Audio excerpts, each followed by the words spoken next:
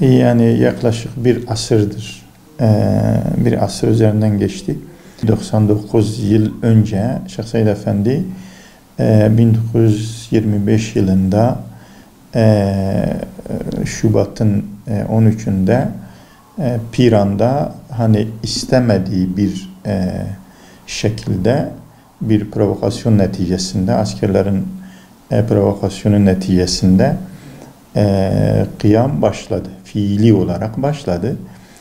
Şeyh Said Efendi hani o gün mevcut olmayan kimi şeyleri öngörebiliyordu. Yani bir alimdi, bir şeyhti.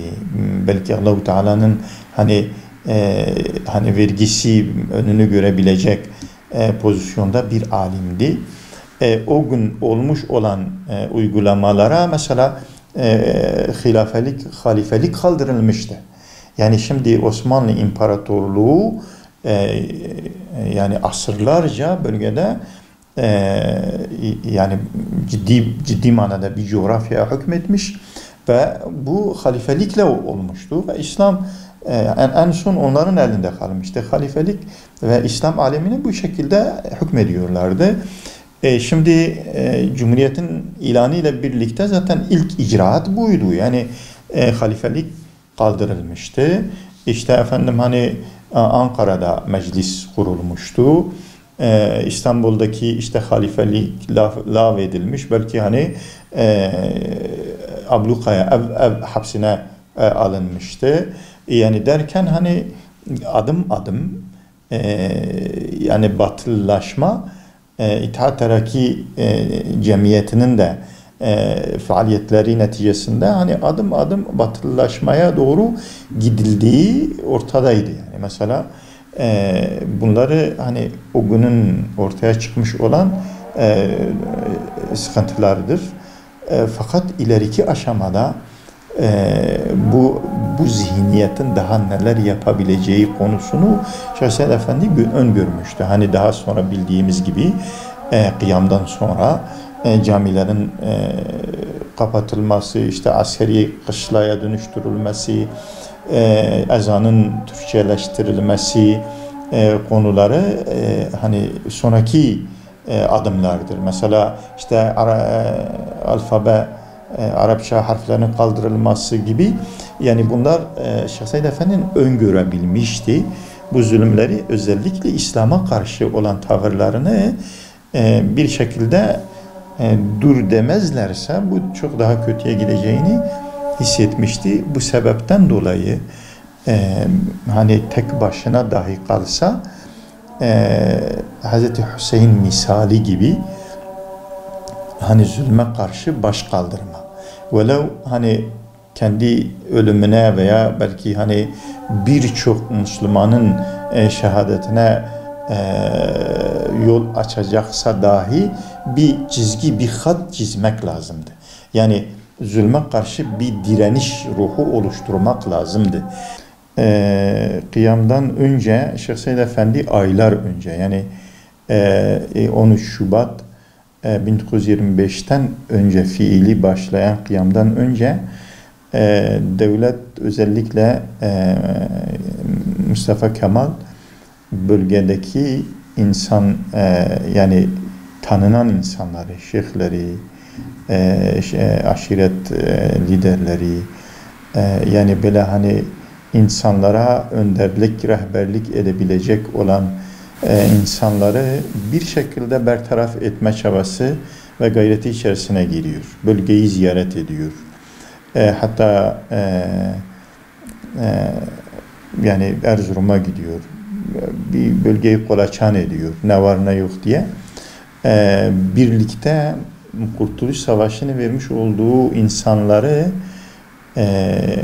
bu sefer hani kol kola mücadele vermiş oldukları insanları bertaraf etmek için bölgeyi kolaçan ediyor, geliyor ve Şeyh Said Efendi'den önce Yusuf Ziya ile Cibran'ı, Halid Bey'i yakalıyorlar. Yani hani ciddi bir gerekçe sunmadan alıp onları alıkoyuyorlar, Bitlis'e götürüyorlar ve aynı şekilde Şeyh Said Efendi'ye yönelik de Yusuf Ziye'ye ve Halid Bey'e yapmış oldukları o ani baskında Şeyh Said Efendi'yi de yakalamak istiyorlar.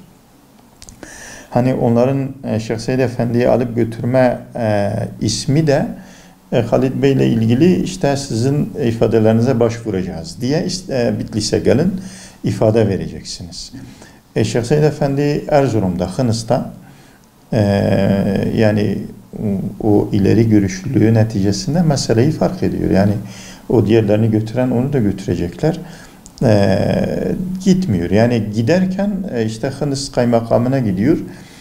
Hınıs kaymakamı Maksut Bey'dir. Ona gidiyor, diyor ki ben geldim. Hani ne varsa ifade ise ifade vereyim. Fakat hani Bitlis'e gitmeyeceğim. Yani burada ifademi alın şeklinde. O da yani bakıyor ki gitmeyecek. Şeyh Said Efendi gitmeyecek. Orada ifadesini alıp gönderiyor. Tabii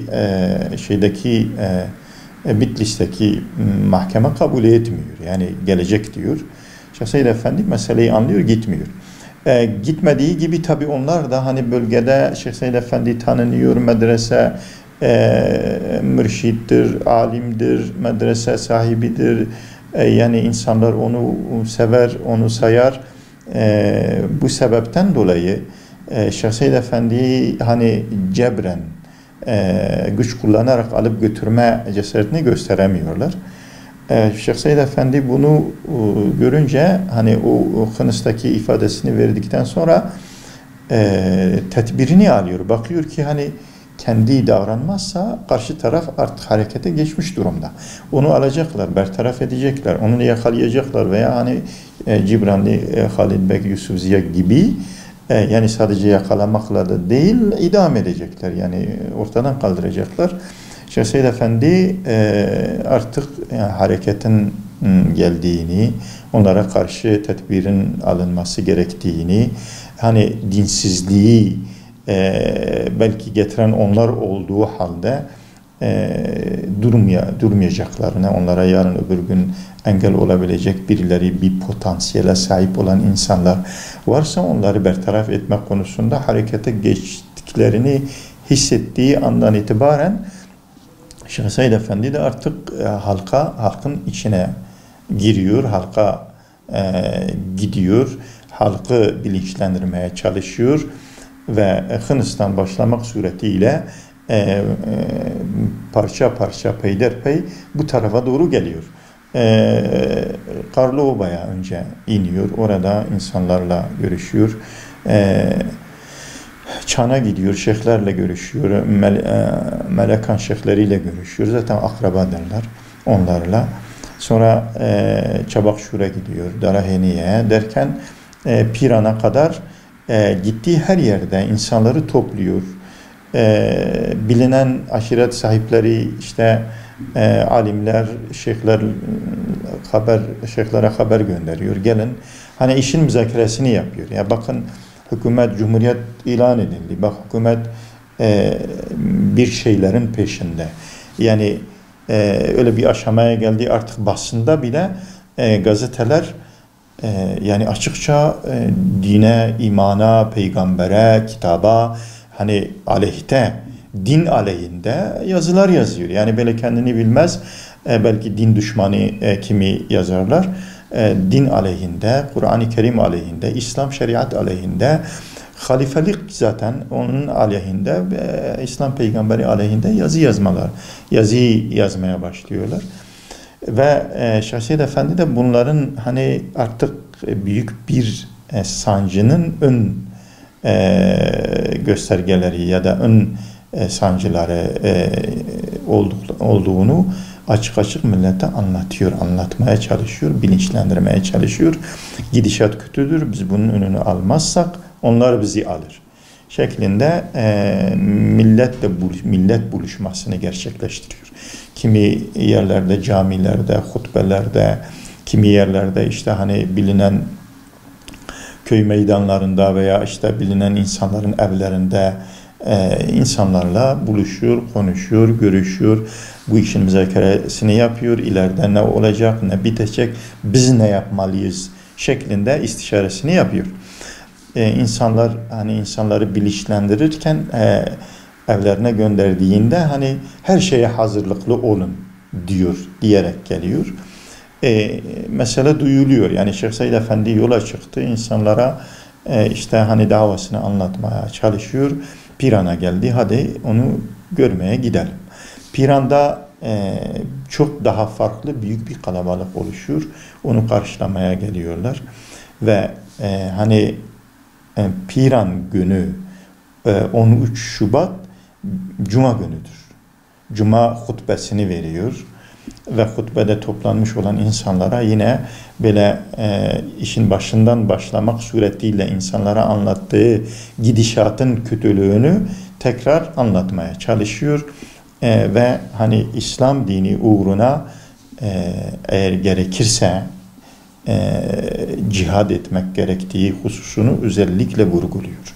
Yani ben tek başıma da kalsam İslam'a karşı bu pervasızca saldırıları durdurmak adına davranırım. İşte kılıcımı çeker, karşı koyarım diyor. Bunu açıkça ifade ediyor. Şeyh Said Efendi milletin içerisinde millete bu meselenin, bu gidişatın kötü olduğunu anlatırken, yani nasihat ederken, sohbet ederken, hutbe verirken millet hani böyle bir şeye geliyor, bir galyana, bir gayrete gelmiş durumda. O esnada işte askerler, bir grup asker gidip milletin içerisinde işte efendim falan mahkumlar buraya gelmiş. Biz bunları alıp götürmeden buradan gitmeyeceğiz diyorlar. Yani böyle bir kalabalığın içerisinde, böyle bir şeye gelmiş, dolduruşa gelmiş bir halk kitlesinin içerisinde Şeyh Said Efendi'ye böyle bir şeyi dayatıyorlar. Yani ya bize hani alıp kollarından tutup bize teslim edeceksin ya da bir şekilde biz bunları götürmeden gitmeyeceğiz. Seni götüreceğiz gerekirse yani. Yani böyle bir dayatmayla, böyle bir cebri davranışla milletin arasında Şeyh Said Efendi'ye böyle bir şey dayatıyorlar. Şeyh Said Efendi nasihat ediyor. Yani bakın tamam görevinizi yapıyorsunuz. İşte adli vakalardan dolayı mahkum olmuş insanların peşindesiniz. Bu sizin vazifenizdir. Alıp götürürsünüz icabından. Fakat şimdi değil. Bu kalabalığın içinde, bu insanların arasında böyle hani zor kullanarak alıp götürmek uygun bir davranış değildir. Durun, bekleyin. Gerekirse hani biz buradan çekip gittiğimizde alıp götürürsünüz, vazifenizi yaparsınız, vazifenize engel olmayacağız şeklinde. Ama bunlar hani maksatlı geldikleri için işi karıştıracaklar. Yani tabiri caizse kendi kanlarını onlara döktürecekler ki orada artık nokta konulsun ve hükümet de bir bahaneyle artık onların üzerine gitsin. Ya da Şeyh Said Efendi'nin hedeflediği ve kendi ifadesiyle bizim kıyamımız hani birkaç ay sonra olacaktı eğer hani hükümet bizim vereceğimiz ultimatomla hizaya gelmezse bizim kıyamımız işte silaha davranmamız birkaç ay sonra gerçekleşecekti ama bugün mesela burada Piran'da o provokasyon neticesinde artık silaha davranmak zorunda kalıyor. Yoksa Şeyh Said Efendi daha bölgeyi dolaşacaktı, daha insanları dolaşacaktı, daha alim şeyhleri toplayacaktı, onlara istişaresini tamamlayacaktı, insanları bir miktar teşkilatlandıracaktı ve böyle bir teşkilat ruhuyla kalkacaktı Şeyh Said Efendi. Ama olmadı, bırakmadılar, orada patlak verdi ve orada artık silaha davranmak zorunda kaldılar. Yani Piran'dan sonra Şeyh Said Efendi artık silaha davrandı, mecbur kaldı, davrandı ve kendi potansiyeline, kendi ulaşmış olduğu insanlara artık kıyama başlıyoruz, kıyama kalkıyoruz denildi ve artık tasnifatlar şu şekil. Mesela cephe komutanları belirlendi. Kim nereye ne kadar kuvvetle gidecek, işte Elazığ, Bingöl, Çabakçur dediğimiz Daraheni Genç özellikle Daraheni, Piran'dan sonra Daraheni'ye gidiyor ilk oraya ve oradaki zaten eski hükümet görevlilerini derdest ediyorlar, yakalıyorlar ve orada Fakih Hasan'ı vali tayin ediyor ilk defa orada ve orayı geçici payitaht ilan ediyor, başkent ilan ediyor ve oradan artık kıyam neticesinde gerekli olan hazırlıkları yapıyorlar. Hatta mesela kendi ordu askerlerine, birliklerine 10.000 kişilik bir orduya hitap ediyor. Ve o hitabet neticesinde birilerinin malını aldığınız zaman bunu ödünç alıyorsunuz ya da işte efendim varsa parasını veriyoruz, değilse ödünç alıyoruz. Kıyam neticesinde onun icabından hani almış olduğumuz, el koyduğumuz malının karşılığını bir daha vermek suretiyle biz bu mücadelemize başladık. Kimsenin malına cebri olarak el koymuyoruz ve hani İslami adablara uygun bir şekilde mücadelelerine başlıyorlar. Ve Şeyh Said Efendi oradan Diyarbakır'a, Diyarbakır üzerine gelecek. Diyarbakır önemliydi çünkü Diyarbakır bölgenin kalbiydi. Eğer Diyarbakır alınsaydı gidişat, o kıyamın gidişatı farklı olacaktı. O nedenle Şeyh Said Efendi bizzatihi başka cephelere atanmış olduğu komutanlar var ama bizzatihi Diyarbakır'a kendi geliyor. Bir Diyarbakır'ın ordusunu kendi komuta ediyor ve başında duruyor ve ciddi bir ilerleyiş de sağlıyorlar. Ve Şeyh Said Efendi'nin davasının fedaileri var. O fedailer gerçekten ilerleme sağlıyorlar. Ancak işte içeriden o hain bir sonraki provokasyon, bir hain provokasyonlukla bu hareketi akamete uğratıyorlar. İçerideki kimi satılmış insanları Şeyh Said Efendi'nin yani surun içinde, içeride dediğim surun içerisinde işte Şeyh Said Efendi'nin askerlerinin elbiselerini giyerek işte o kisveye bürünerek o görüntüyü vermek suretiyle içeri girmiş, surun içine girmiş olan o kimi hainler içeriden veya dışarıdan kimi hainler milletin malına, ırzına el uzatınca millete içeriden yardım etmesi gereken ve kale kapılarını açmaları gereken kimi Şeyh Said Efendi taraftarları işte şeyhin askerleri bunu yapıyorlarsa biz onlardan yana değiliz. Biz onlara yardım edemeyiz. Milletin malına, milletin ırzına, namusuna el uzatmak yani bizim istediğimiz bir şey değil. Eğer Şeyh Said Efendi'nin askerleri sözde bunu yapıyorlarsa biz bunda yokuz diye geri çekiliyorlar, destek vermiyorlar. İçerideki destek kırılınca ya da içerideki o provokasyonla içerideki katkı gelmeyince içerideki Şeyh Said Efendi taraftarları silahı bırakınca dışarıdakiler de usulları aşamıyor, içeri giremiyorlar. Derken artık hani hükümetin de bu arada zaman kazanması ve askeri takviye yapmasıyla birlikte Şeyh Said Efendi Diyarbakır'ı almadan geri çekiliyor. Geri çekilince kimi askerleri hani Şeyh Said Efendi davasının fedaileri diyelim onlara gelen habere rağmen geri çekilmiyorlar. Yani biz buraya işte hani bu işi bırakmak için değil ya da işte Diyarbakır'ı almadan geri dönmeyeceğiz. Bu da bir provokasyon olabilir. Yani Şeyh Said Efendi adına birileri işte şeyh geri çekilin, geri çekiliyoruz diye haber göndermelerine rağmen bu da bir provokasyon olabilir diye çekilmiyorlar. Biz ölünceye kadar buradayız ve savaşıyoruz diye. Hatta bizzat o grupta bulunan bir şahsın ifadesiyle diyor biz geri çekilmeyince Şeyh Said Efendi de fedai grubudur.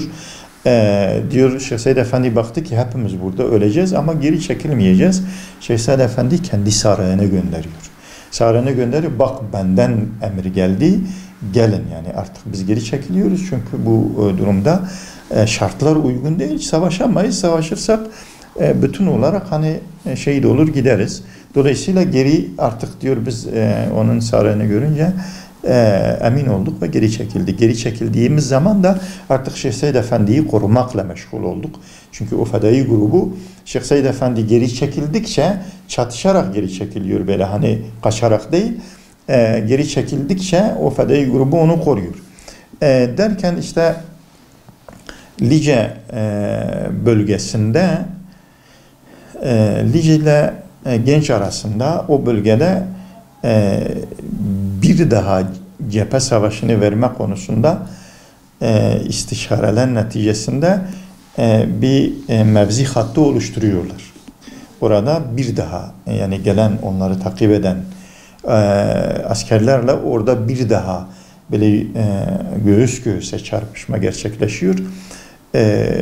Ve orada yine mesela anlaşılıyor ki gerçekten hani bir askeri eğitim almamış, bir teşkilati ruh edinmemiş ve köyden hani şey kıyam etmiş, hadi gidelim, belki baltasını almış, av tüfeğini almış, hatta yani sopasını alıp gelmiş olan köylülerle hani düzenli nizami ordu arasında olabilecek bir savaş sonucu bellidir.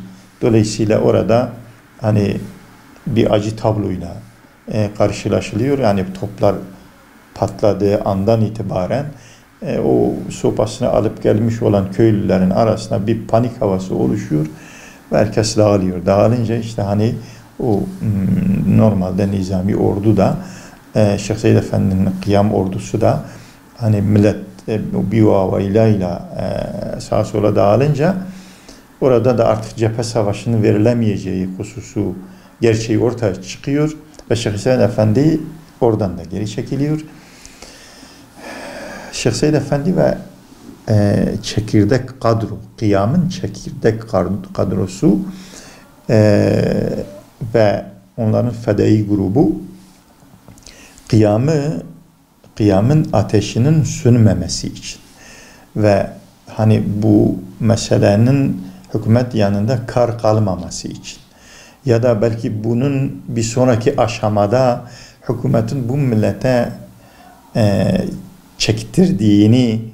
çektirmemesi için belki onu öngördü. İran'a gitmek suretiyle orada kıyamı diri canlı tutmak suretiyle oraya gitmeye niyetlendi. Çekirdek kadroyla birlikte ve onun bacanağı biliyorsunuz